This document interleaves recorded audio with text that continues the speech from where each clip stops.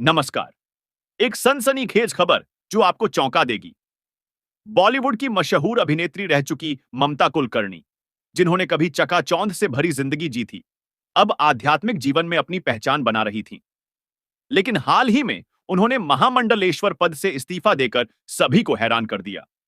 आखिर क्या वजह थी कि एक समय की सबसे ग्लैमरस एक्ट्रेस ने संन्यास अपनाने के बाद भी विवादों से घिरकर यह बड़ा फैसला लिया?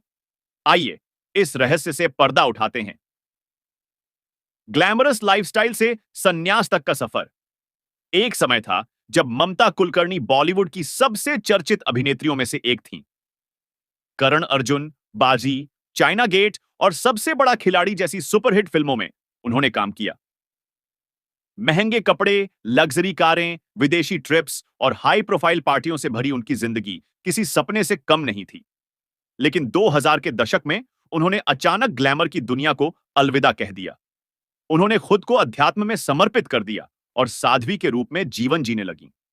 उनका कहना था कि उन्होंने बॉलीवुड छोड़कर भगवान के मार्ग पर चलने का निर्णय लिया। महामंडलेश्वर बनने पर क्यों मचा बवाल?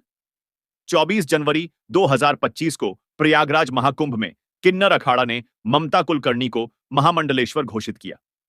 यह खबर सामने आते ही विवाद खड़ा हो गया। कई संतों और धार्मिक संगठनों ने यह सवाल उठाया कि क्या ममता को इस पद के योग्य माना जा सकता है? उनकी आध्यात्मिक योग्यता को लेकर संदेह जताया गया। कुछ संतों ने आरोप लगाया कि यह पद पैसे देकर हासिल किया गया। ममता ने इस पर सफाई देते हुए कहा, मैंने कोई पैसा नहीं दिया। यह धनराशि जूना अखाड़ा के महंत जय अंबानंद गिरी द्वारा दी गई थी। आखिर क्यों दिया इस्तीफा? लगातार हो रहे विरोध और विवादों के बीच ममता कुलकर्णी ने एक वीडियो संदेश जारी कर महामंडलेश्वर पद से इस्तीफा देने की घोषणा कर दी। इस्तीफे की मुख्य वजहें: 1. धार्मिक जगत में आंतरिक राजनीति।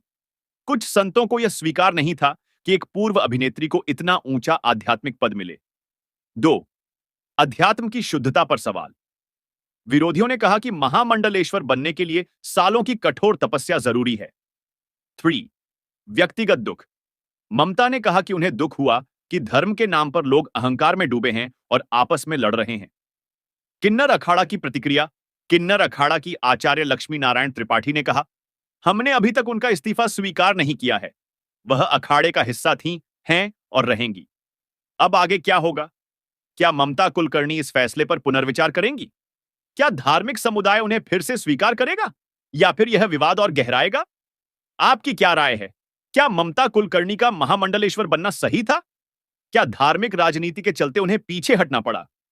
अपने विचार कमेंट में साझा करें। अगर आप ऐसी ही ताजा और सच्ची खबरें चाहते हैं तो हमारे चैनल को सब्सक्राइब करें और बेल आइकन दबाएं। हमें सपोर्ट करने के लिए धन्यवाद। फिर मिलेंगे एक नई बड़ी खबर के साथ।